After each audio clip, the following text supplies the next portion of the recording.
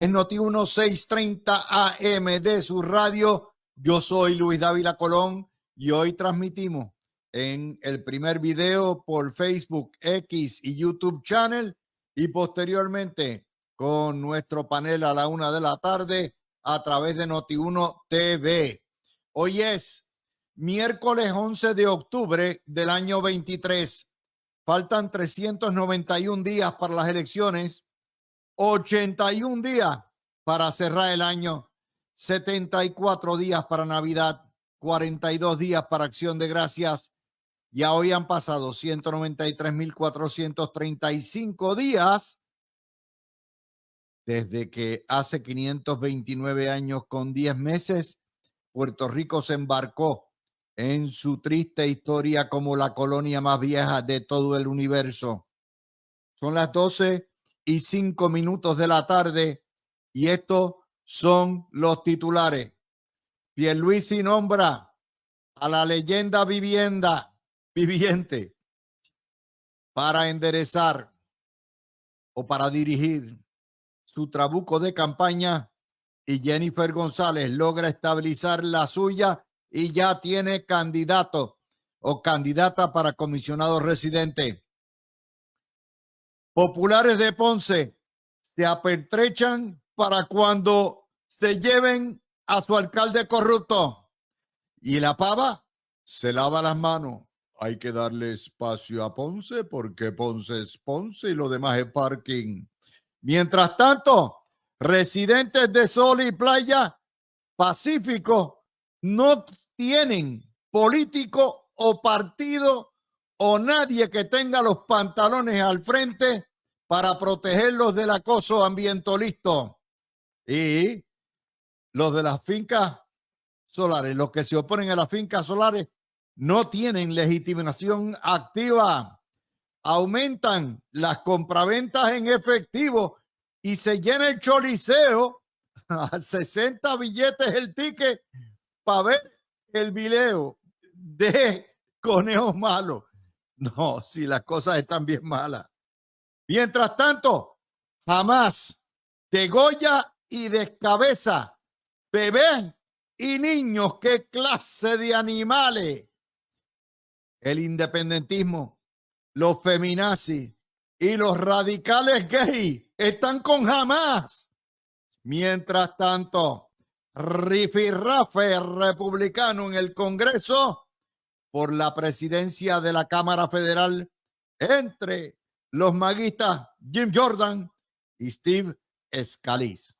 Hoy tenemos a Alan Maccabi a las 12:30 y a Gregorio Gartúa y José Garriga Picó a la 1 de la tarde. Todo eso y mucho más por aquí, por su mirilla. Buenas tardes, mi gente. Vamos a hablar de lo que es inevitable. Estamos en plena campaña política.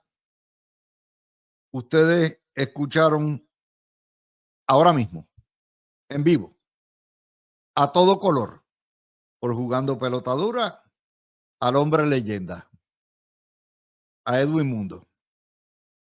Probablemente uno de los mejores comisionados electorales que haya tenido el PNP y probablemente uno de los estrategas más hábiles que hay. Pero usted le puede poner a Irak a correr al mejor caballo del mundo. Y si está espatarrado, si está cojo, el mejor jockey del mundo no lo lleva a la meta. Vamos a ir a las noticias de hoy. Obviamente ayer, la conferencia de prensa, el gobernador presentó a Edwin Mundo, dirigiendo la campaña del Partido Popular, del partido de Pedro Pierluisi.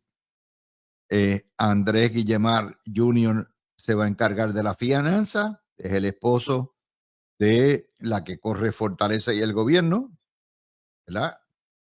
La hermana del gobernador, Cari Pierluisi, y un equipo experimentado en distintas áreas. No hay consenso sobre comisionado residente y esto nos dice todo. El gobernador tiene la flexibilidad de dejar que eso corra su curso y que aspiren los que quieran aspirar y después él toma las providencias necesarias.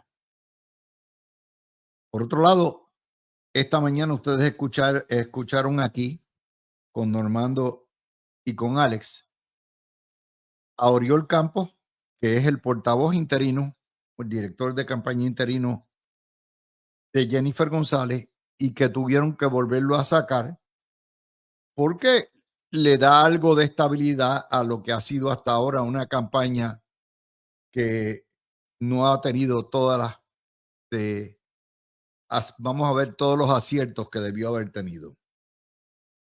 Y dice Oriol Campos que todo va viento en popa, que la candidata se gastó $60,000 en el anuncio de lanzamiento nada más. Recuerden que a esa época lo que tenía recogido en récord era como 300 y pico mil, de manera que se gastó una sexta parte de su dinero en ese lanzamiento. Afirmó que la encuesta que ellos han hecho alusión de que ella está todo el tiempo al frente por medio hipódromo, decía Aníbal Vega Borges hace una semana, que era 72% para arriba. La hicieron in-house, es decir, la diseñó o la preparó y la dirigió el trabajo de campo y la computación Aníbal Vega Borges, que sabe de eso y por lo tanto no tenían necesidad de informarla porque es un trabajo in-house, no se le pagó supuestamente a nadie. Nos dijo también Oriol Campos que el general Reyes nunca fue candidato a comisionado residente, por lo tanto nunca se salió del CANAM y volvió a hacer la negatoria que ya se ha convertido en cada vez que hablan 3 oraciones. Elías Sánchez no está, ni estará, ni ha estado, no lo conocemos, y si lo conocemos no lo hemos visto, y si lo hemos visto fue de pasada, todo eso. Estas declaraciones más la visita que tuvo, también la entrevista que tuvimos con Aníbal Vega Borges, indica que hay unos ajustes. Obviamente las críticas sobre la campaña, sobre la conducción de la campaña, no sobre la candidata, han sido fuertes.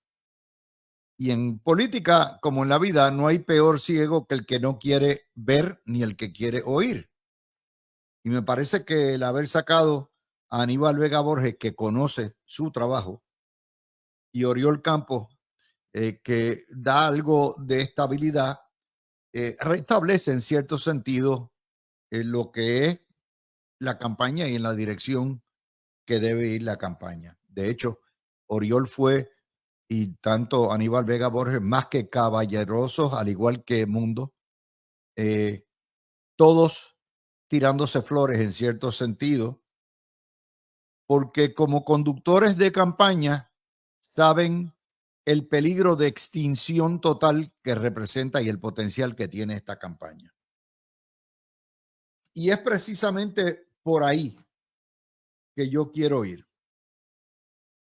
Porque ayer, obviamente, me llamaron gente de la campaña de Jennifer que no les gustó lo que yo dije. Bueno, ni ellos me consultan a mí, ni yo los consulto a ellos para decir. Yo las canto como las veo. Y aquí uno vuela a ciegas en cierto sentido. Y lo único que uno tiene que analizar es lo que le da la prensa, en ausencia de lo que es, ¿verdad? Una explicación del porqué de los por qué, pues sencillamente tienen que atenerse a las consecuencias del análisis. Vamos a ir a lo siguiente. Yo les he dicho aquí que yo no tengo caballo en esta carretera, ni en esta carretera, ni en esta carrera. Mi trabajo es analizar. Y así como les dije lo de ayer, les digo lo de hoy. Esta primaria, tal como está planteada, va a pulverizar al Partido Nuevo Progresista. Salvo que se cambien las tónicas, los estilos y las acciones y se sustituya los dimes y diretes por un clima de respeto. Y lo digo porque hoy los representantes de ambas facciones dieron el ejemplo. Dieron el ejemplo no solamente porque comparten un ideal común, sino están conscientes de que esto no es una campaña política, esto es una lucha por sobrevivencia contra la extinción. Y ustedes escucharon ahora mismo a las 11:30 a Edwin Mundo con Carlos Mercader en un análisis brutalmente franco de lo que esto implica. Y yo estoy seguro que Aníbal Vega Borges, que ya no es el mejor alcalde popular que jamás haya tenido el PNP, porque fue superado por Javier Jiménez y ahora está integrado, por lo menos dentro de la campaña de la disidencia en el PNP. Aníbal sabe lo que está en juego también. O sea, esto no es otra campaña más donde el PNP pierde y vuelve a encabullar y a tirar de nuevo y a ganar la próxima elección. Esto es una campaña de extinción. Esto es una campaña prácticamente donde el partido, si pierde, se acabó. Y eso me trae a por qué yo pienso que si no se sigue el ejemplo de Edwin, de Aníbal y de Oriol, y los directivos de la campaña no toman las acciones concernientes, pero más que los directivos, los candidatos se los va a llevar pateco. Este tipo de campaña, si lo hemos aprendido, las primarias son necesarias, son derechos, nadie las puede quitar, pero indudablemente las primarias a nivel estatal erosionan los partidos. Les quitan votos de una elección a otra. Eso ha sido consistente. Eso es una regla que no hay manera. La única excepción fue el año 2008 debido a lo que eran las circunstancias extraordinarias de Aníbal Acevedo Vila. Todas las demás siguen las reglas. Este tipo de rivalidad produce purgas internas entre hermanos, cancelaciones de contratos. El que no esté conmigo le tumbo los contratos, que no es otra cosa en muchos casos donde le quitas las habichuelas.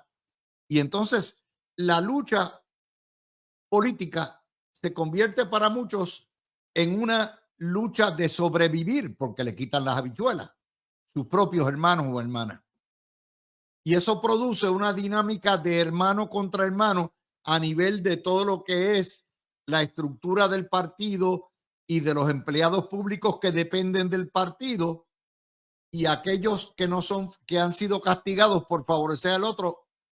Ya entonces lo que los nutre no es una comparativa de los candidatos, sino el odio y el rencor. Y eso es veneno. Segundo, este tipo de campaña va a degenerar, generalmente degenera en la guerra del ventilador, en el escándalo, en la corrupción. Y esos escándalos son magnificados por la prensa, que es antiestadista, y explotados por la prensa para decir estos son todos unos corruptos. Esto es un grupo de buscones apoyando a Pierluisi detrás de otro grupo de buscones apoyando a Jennifer González, y ahí se fue toda la campaña. ¿Por qué? Porque es ustedes saben, la bola que baja por la bola que apesta, ¿verdad? Que mientras más bajando por la colina, más basura y más excremento va cogiendo. Eso es. Tercero, ese tipo de guerra de escándalos, porque degenera, termina entonces en referidos federales y empiezan los rumores. El FBI investiga esto ya lo vimos en el caso de la primaria de Wanda Vázquez y de Pedro Pierluisi, donde el equipo de Wanda Vázquez acusó a Pierluisi a nivel federal de tener irregularidades en sus recaudos y terminó trasquilar Wanda. Pero terminan eso. Y entonces todo lo que se cubre, todo lo que hay, no es los issues, no es los asuntos, no es la estadidad, es quién es más corrupto que quién. Yo creo que Wanda Vázquez es el mejor ejemplo de cuando un candidato no es político, o por lo menos no tenía experiencia política, y cuando ignora los riesgos de entrar al estiercolero y al pozomuro, que es la política puertorriqueña, y salió trasquilada. El ego de Wanda Vázquez la llevó, la tentó. Los Ferrer Ángel la sonsacaron después que ya había dicho que no le interesaba, con la encuesta fábrica que ellos hacen. Y entonces, en ese contexto, entró al ruedo y la quemaron. Sí. Los jóvenes no quieren entrar a la política y generalmente la gente no entra a la política porque la política destruye vidas. Eso es así. Y el mejor ejemplo de eso es Wanda Vázquez. Y más Wanda Vázquez, que no sabía ni papa de política, ni tenía bases políticas, ni bases ideológicas, ni nada. Esto nos lleva a que el caso de Wanda Vázquez va a estar para juicio el año que viene. Y ahí va a salir los escándalos y cuanto madre a todo lo que da, porque Wanda Vázquez no se va a quedar que da y va a sacar. Está sobreviviendo por lo que es la libertad. Y la prensa va a tener un field day. Y eso va a estar. ¿Cuándo va a ser ese juicio? Yo no sé. Pero yo me imagino que será antes de las elecciones y a lo mejor antes de la primaria. Y esto va a requerir, cuando empiece la guerra del ventilador, que cada cual responda en especie, con una escalada. Cada vez la alegación o la corrupción, estos contratos, ahí se salpica a medio mundo. Y eso todavía no lleva los casos de corrupción federal que pudiera haber. Recuerden que José Hernández, que tiene muy buenas fuentes, que tienen fuentes dentro del gobierno federal, dice que lo que viene es caña de mono. Y eso es aparte de la guerra del ventilador. Esto. Yo estimo que en los próximos 8 meses, que es lo que falta para la primaria, salgan casos de corrupción a diestra y siniestra. Es de esperar, siempre ha sido así. El tío Sam siempre mete la cuchara en un año electoral. Entonces viene la guerra de los contratos. Entonces la prensa agarra los contratos y habla de corrupción. O sea, si usted tiene un contrato con el gobierno bien ganado, primero que le llaman es prostituta, lo llaman cabildero. Y encima de eso dicen vividor. Y toda la madre, y toda la vida ha habido contratos de todos los partidos, hasta el PIB tiene, y el MBC contratos, gente contratada. Pero empieza. Y eso empieza a secar los donativos de parte a parte, mientras a la misma vez se van gastando el dinero que han levantado. Por ejemplo, si el video de Jennifer González nada más costó 60,000 billetes, eso es una sexta parte de lo que ella había recaudado. ¡Wow! Eso quema gasolina como quema jet fuel un jet, ¿verdad? Pero a alta velocidad. ¿Y qué pasa? Dinero que gasten en la campaña primarista es dinero que no van a tener para la campaña contra la mogolla independentista, que todo el mundo ya acepta va a ser, es la segunda fuerza electoral de Puerto Rico, que es lo que hace esta campaña totalmente distinto, una distinción. Por primera vez en la historia, el independentismo está a 3 pasos de llegar a la gobernación. Y una vez el independentismo coja los topos, se acabó. Va a haber que repartir caopetate en todo Puerto Rico y las cosas se van a poner color de hormiga brava. La prensa obviamente va a estar encima de ambos, va a estar esperando que el campo de Pierluisi le saque los escándalos de Jennifer y va a estar esperando que el campo de Jennifer le saque los escándalos de Pierluisi. Y mire, como Drácula, blood, blood, van a estar como Hannibal Lecter, que se quería comer el cerebrito de la investigadora frito con fava beans, con habichuela fava y con un Chianti. Entonces viene los que pagan los justos por pecadores. Pagan los que están abajo de la campaña muchas veces. Los contables, los que donan, los que paga medio mundo. Y viene entonces el daño colateral a las alcaldías. Edwin Mundo lo acaba de decir ahora. De los 32 municipios que tiene el PNP, 25 alcaldías se decidieron por 500 votos o menos.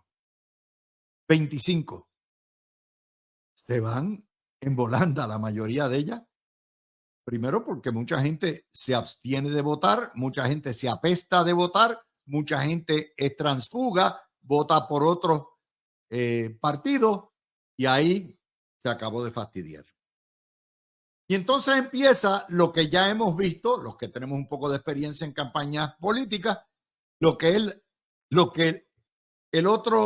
la otra leyenda del PNP, también conocido como Leo Díaz, ha dicho: la salvación es individual. Y eso lo vimos en el año 84, cuando Hernán Padilla hizo el Partido Renovación y estaba Carlos Romero Barceló y mucha gente dijo, no, empezó a coger aparte. Después vino en el año 2004, cuando Pesquera y en el 2003, que fue, y el padre Joselló, Pedro Joselló, se fueron a las trompas, el PNP gana, pero Pedro Rosselló no pudo ganar. Después vino en el 12, ¿sí? En el 12, sí. Los rosellistas que perdieron en el año 2008, le pasaron la factura a Luis Fortuño. Y posteriormente vino en el año 19. Y de hecho, en el año 16 hubo primarias entre Ricardo y entre Pedro Pierluisi, pero si no llega a ser porque Pedro Pierluisi cierra filas y hace campaña con Ricardo Joselló, se iban a justa también. Y ocurrió en el 2020.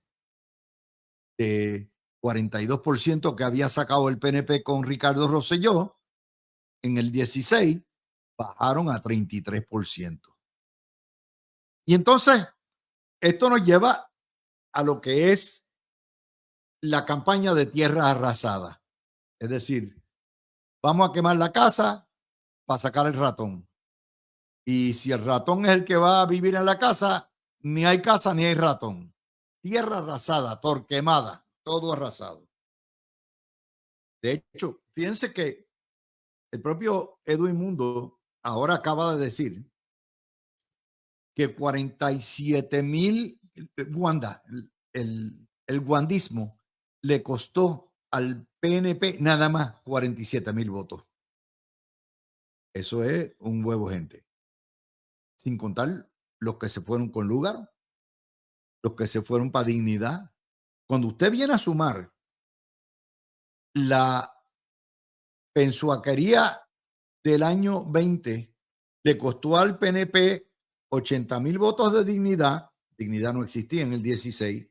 Le costó una gran fracción de los votos de Lúgaro y otros que se fueron al PIB y 47,000 que votaron en la primaria y que no fueron a votar. Estamos hablando de una merma de casi 200,000 votos. De hecho, en la propia papeleta blanca hay una diferencia de casi 100,000 votos entre lo que saca Jennifer González y lo que saca Pedro Pierluisi. Ese es el cuadro. Yo no quiero sonar apocalíptico. No quiero sonar apocalíptico. Lo único que les estoy diciendo es, más sabe el diablo por viejo que por diablo. Y esto es lo que me ha enseñado a mí la historia. Esto es lo que trae el barco. Y Yo como observador les puedo decir a los PNP que siempre somos más y están muchísimos más y todo eso,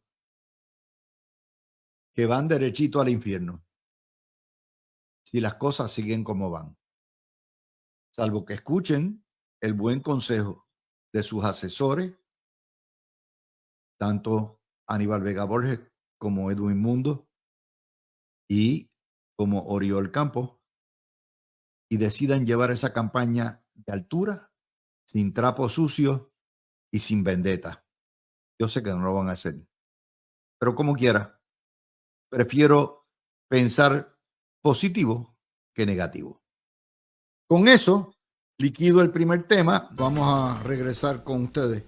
Las notas hoy no son muy buenas del Levante. Las fuerzas de defensa de Israel, el ejército, encontró en distintos kibbutz son pueblitos o comunidades, niñitos, bebés e infantes decapitados por Hamas.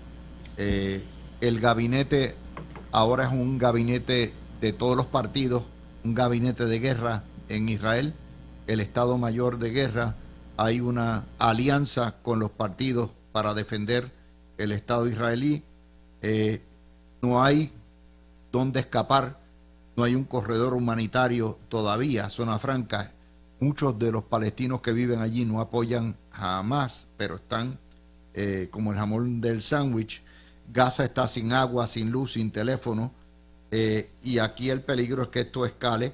Aquí los independentistas, las feminazis y los grupos radicales gay apoyando a Hamas, que odia, limita a las mujeres y decapita a los homosexuales, pero los independentistas siempre están con las fuerzas más retrógradas. Empiezo contigo, Garriga. Sí, gracias, Luis. Mira, es ciertamente lo que está ocurriendo en el Medio Oriente, el ataque en misericordia de Hamas a Israel, la manera bárbara en que se llevó ese ataque, porque una cosa es la guerra y la guerra es mala de por sí, pero la guerra, como tú sabes, hasta la guerra tiene leyes, hasta la guerra los países tienen acuerdos para no llevar a cabo barbarismo.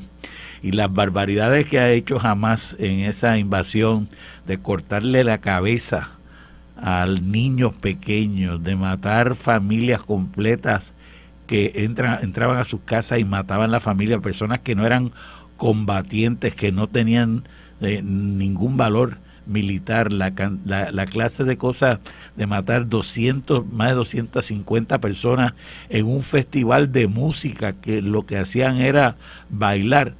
Yo entiendo de que haya guerra y que en la guerra, pues sí, tú tratas de matar a los combatientes enemigos, tú tratas de acabar con enemigos, pero cuando tú llevas a cabo una matanza como la que ha llevado Hamas en contra de los israelitas que danzaron ese sábado por la mañana, sencillamente eso no es guerra.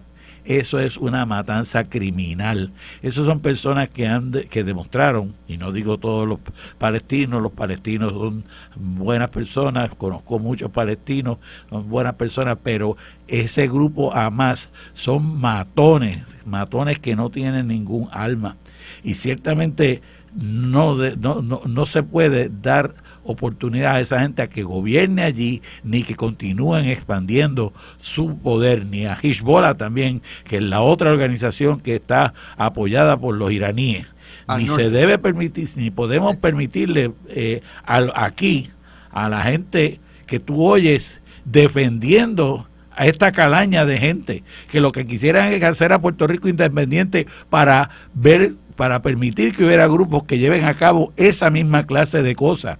Cuando tú estás dispuesto a defender a Hamas por lo que hizo allá, eso quiere decir que tú estarías dispuesto a condonar que eso se hiciera aquí en Puerto Rico también. Yo creo que el pueblo de Puerto Rico tiene que estar bien claro de esos grupos de izquierda, esos grupos de la llamada coalición feminista en construcción. Esa gente los son homosexuales radicales también. Qué increíble que apoyen a estos islamitas que odian a los homosexuales, que precisamente le cortarían la cabeza también nada más que de presentarse. Eso sencillamente es hipocresía. Es una hipocresía de estas personas que están nada más que diciendo eso por hacerle daño a Estados Unidos y a Israel. En eso, Gregorio, ¿qué te parece? Mira, Luis, yo creo que tenemos que establecer unas cosas antes de entrar a la discusión de estos actos específicos. Y es que es aceptable que en este proceso, aunque no sea mi opinión, o sea, estamos bregando con una crisis que lleva cientos y miles de años, pero recientemente, realmente desde el 48 para acá, que se ha ido acrecentando nuevamente. Y yo puedo entender que haya personas que sean críticos de las posiciones gubernamentales o institucionales del Estado de Israel, o que tengan reservas con el actual, con Netanyahu y con sus políticas. Ahora bien, eso, como dice Garriga, es muy distinto a tú justificar métodos terroristas sin discriminación alguna, para lograr esos fines. Y yo creo que el pueblo de Puerto Rico ya tiene que comenzar a indignarse con un sector que hay en la isla que nunca se autocritica en nada y nunca es capaz de hacer la crítica más esencial y elemental sobre violaciones de derechos humanos que hacen todos los regímenes que respaldan. Siempre están listos para justificar actos deplorables. Cuando pasó 9/11, muchas de estas mismas personas salieron al otro día a echarle la culpa a los Estados Unidos. Y siempre lo hacen con impunidad, porque si un estadista hiciera un comentario de esa índole respaldando el actos terroristas, aquí se hubiese creado un caos. Y estas personas lo hacen, lo dicen abiertamente sin ningún tipo de fundamento lógica, y aquí no ha pasado nada. Es que el 9/11 salieron, yo recuerdo Muriente diciendo al que otro Estados día, Unidos se lo merecía, que se lo buscaron, que se lo habían buscado y que eso es lo que tenía que pasar, que como decía Che Guevara, 1, 2, 3, muchos Vietnam, pues ellos están pensando también en 1, 2, 3, muchos Hamas alrededor del mundo, matando mujeres, matando niños, haciendo eso para imponer la ley islámica, que es la ley, esa Sharia, que es la ley más retrógrada que hay. Por eso ellos siempre viven bajo la premisa bajo el viejo dicho de que el enemigo de tu enemigo es tu amigo. Básicamente es esto, ellos nunca entran a la naturaleza de los actos. Siempre que sea de alguna manera contrario a los Estados Unidos, o que ellos puedan hacer un argumento que sea contrario a los Estados Unidos, ellos van a estar ahí independientemente de la naturaleza de los actos, y eso no solo es deplorable, es reprochable y no puede tener impunidad. Una cosa es tener ideas políticas distintas y otra cosa es cada vez que hay un acto como esto justificarlo como lo hacen. Ok, mira Luis, si me das un minutito más. Sí. Déjame hablarte de la cuestión del trasfondo internacional, telón internacional que hay detrás de esto. Obviamente este es un ataque que lo lleva a cabo Hamas, que es un grupo suní, desde Gaza, de la franja de Gaza, pero que al fin y al cabo está promovido por Irán. Irán, por su lado, no es suní, es otra facción del islamismo, es la facción chiita, pero Irán tiene el grupo radical de ellos que es Hezbollah. Y Hezbollah está al norte, en el Líbano, tratando de entrar, y está en Siria también tratando de ver si logran capturar las alturas de Golán, para desde las alturas de Golán entonces dominar el norte de Israel. Es decir, que lo que estamos viendo aquí no es meramente una acción criminal de esta gente de Hamas en la franja de Gaza, en los territorios alrededor de la franja de Gaza. Es una amenaza internacional guiada por Irán en contra del Estado de Israel. Una amenaza que surge en este momento precisamente porque Israel estaba llevando a cabo conversaciones con Arabia Saudita por las cuales iban a hacer un tratado de paz, y eso se entendía que era la puerta hacia una relación de Israel con otros países moderados en el Medio Oriente. Y lo que hizo Irán, empujando esta actividad que es producto de la política exterior de Irán, es el que lograr que eso se detenga, lograr que la pacificación del área se detenga. Por eso es que tenemos que tener bien claro cuál es el rol de las diferentes potencias en el área y ver que Israel es la víctima aquí, ciertamente es la víctima, y no pueden decir que es que Israel es más poderoso que Hamás, porque Irán también es poderoso militarmente. ¿Quién es más poderoso? No queremos tener que averiguar en las próximas. Pero todo esto tiene unas consecuencias increíbles. Va a subir el peso del petróleo. Eso va a llevar a que se aumente la inflación. El que se aumente la inflación va a tener entonces un impacto en que se van a mantener altas las tasas de interés por parte del Fed para que no se logre, para que no continúe la inflación subiendo, lo cual va a tener un impacto en la economía americana. Y eso se junta entonces con la situación de guerra en Ucrania y con la situación de guerra que se está dando en África, con todos los grupos que anteriormente estaba dirigiendo el que era el cocinero de Putin, ¿cómo es que se llama? Se me olvidó el nombre, se me fue el nombre ahora. Prigozhin. Exactamente. Pues estamos viviendo en una situación que se describe con la palabra que tú utilizaste ahorita, la balcanización. La balcanización que fue anterior, que ocurrió previo a la Primera Guerra Mundial, y el estado de balcanización que también fue previo a la Segunda Guerra Mundial.